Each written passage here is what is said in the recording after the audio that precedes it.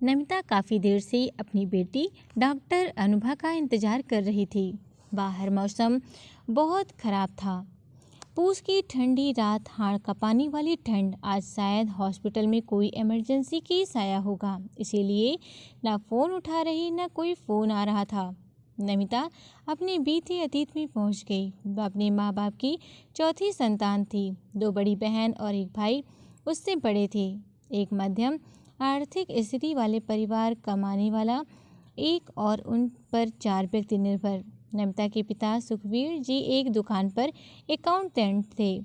बस जिंदगी की गाड़ी खिंच रही थी। दोनों बहनों की शादी के कर्ज में डूबे सुखवीर जी टूट चुके थे। नमिता पढ़ने में होशियार थी। भाई ना तो पढ़ने में रुचि रखता था और ना ही कोई कार्य करता था। नमिता ने सोच लिया था वह शादी नहीं करेगी और ट्यूशन करके वह अपनी पढ़ाई कर रही थी। एमए करने के बाद वह प्रतियोगी परीक्षाओं की तैयारी कर रही थी और उसकी मेहनत रंग लाई और इंटर कॉलेज में प्रवक्ता पद पर उसकी नियुक्ति हो गई। वह बहुत खुश थी कि अपने माँ बाप को इस बुढ़ापे में आराम दे सकेगी। भाई तो पता न कहाँ लापता हो गया। एक रात ऐसे कि कड़ाके की ठंड थी। आज स्कूल में वार्षिक अधिवेशन था। लौटने में कुछ देर हो गई। वह अपने साथ के 2 शिक्षकों के साथ लौट रही थी। उसने सड़क किनारे अंधेरे में किसी की कराहने की आवाज़ सुनी। वह और उसके दोनों मित्रों ने टार्च जलाकर देखा। एक औरत ठंड से अपनी नन्ही सी बच्ची को बाहों में छुपा कर करा रही थी। नमिता ने तुरंत बच्ची को गोद में लिया और शॉल में लपेट लिया।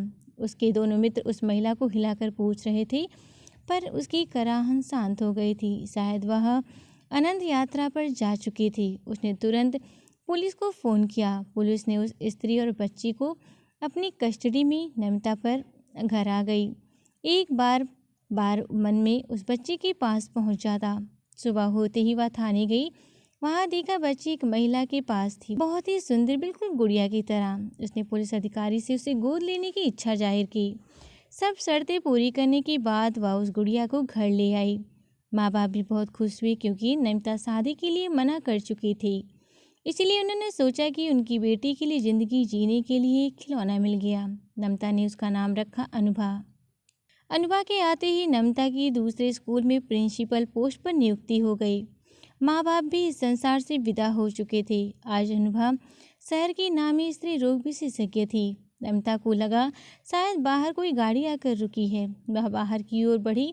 देखा अनुभा और हॉस्पिटल के 2 कर्मचारी आ रहे हैं। पास आने पर देखा एक नर्स है जिसके हाथ में कंबल में अच्छी तरह लिपटा कोई बच्चा है। अनुभा भीतर आई, बोली, माँ आप बहुत परेशान हो गई, बार बार फ़ोन कर रही थी। मैं सिजेरियन में व्यस्त थी, माँ को नहीं बचा पाई क्योंकि जिस्म की बाजार में उस गर्भवती स्त्री का क्या मूल्य था। पता नहीं कैसे हॉस्पिटल तक आ गई। हाँ, बच्ची को बचा लिया, पर कल पुलिस रिपोर्ट ज़रूरी है क्योंकि कल कोई जिस फिरोज़ वाली बाजार से आकर इस पर अपना अधिकार ना दिखाए। आज से ये डॉक्टर अनुभा की बेटी है और नमिता जी संरक्षक और बड़ी माँ है। नमिता को उस बच्ची में अनुभा की ही परछाई दिख रही थी। नमिता को अपनी बेटी अनुभा पर बहुत प्यार आ रहा था और याद आ रही थी पूस की ठंड से कराहती रात जैसी आज है। तो दोस्तों, आप सभी को ये कहानी कैसी लगी कमेंट बॉक्स में ज़रूर बताएं। दोस्तों के साथ शेयर करें और अगर आप हमारे चैनल पे नए हैं तो सब्सक्राइब कर भी ज़रूर जुड़ें। आप सभी का बहुत बहुत धन्यवाद।